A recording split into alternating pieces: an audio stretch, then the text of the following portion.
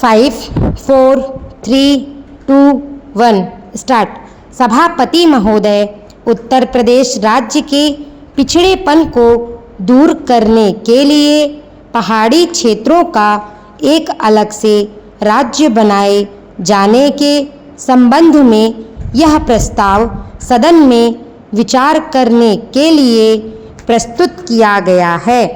स्वतंत्रता प्राप्ति के 50 वर्षों के बाद भी उत्तर प्रदेश के पहाड़ी क्षेत्रों का जो विकास हुआ है वह अन्य क्षेत्रों की तुलना में बहुत ही कम है। इस क्षेत्र के लोगों के बीच में एक ऐसा असंतोष व्याप्त है जिसका जिक्र वे समय समय पर करते रहते हैं। मेरे विचार से उत्तर प्रदेश के वे 8 जिले जिनके नाम इस प्रस्ताव में दिए गए हैं उनका एक प्रदेश और अन्य दूसरे जिलों का दूसरा प्रदेश बनाया जाना चाहिए।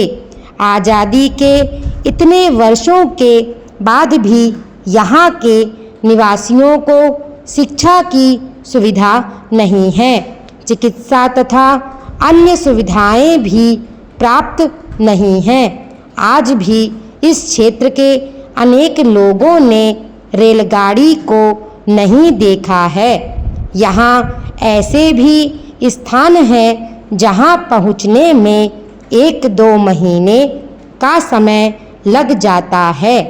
इसका कारण यह है कि वहाँ आने जाने की सुविधा नहीं है। यहाँ के लोगों के लिए पीने के पानी की भी सुविधा नहीं है।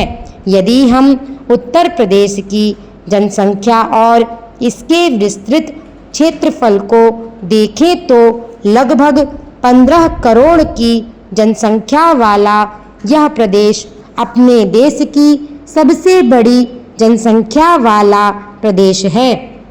ऐसा पिछले अनुभवों के आधार पर सिद्ध हो चुका है कि इतनी बड़ी जनसंख्या एक राज्य की होने के कारण वहाँ के क्षेत्र के लोगों का समान रूप से विकास नहीं हो सका है।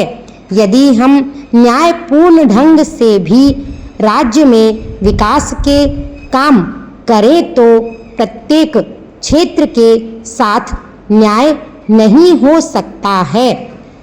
मंत्री महोदय इस बात को स्वीकार करेंगे कि विश्व में ऐसे भी देश हैं जिनकी जनसंख्या उत्तर प्रदेश राज्य की जनसंख्या से बहुत कम है।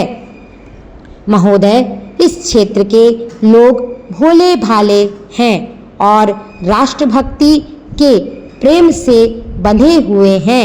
इस प्रेम में बंधे होने के कारण वे अनुशासित ढंग से इस समस्या को देश के सामने रखते आए हैं। हमारे प्रधानमंत्री जी के नेतृत्व में इससे संबंधित एक समिति का गठन भी किया गया था और उस समिति ने भी उस समय यह सिफारिश की थी कि इस राज्य को 2 भागों में विभाजित कर दिया जाना चाहिए।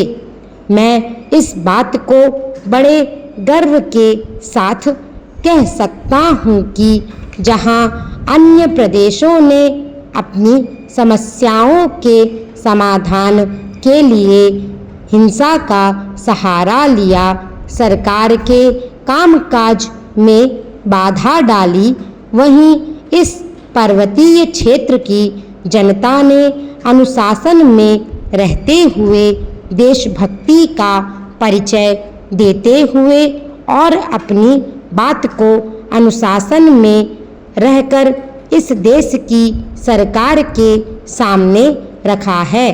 मैं आपके माध्यम से सरकार से पूछना चाहता हूँ कि यदि इस पर्वतीय क्षेत्र का विकास पूर्ण रूप से नहीं होता है तो क्या इसकी जिम्मेदारी केंद्र सरकार के ऊपर नहीं आती है।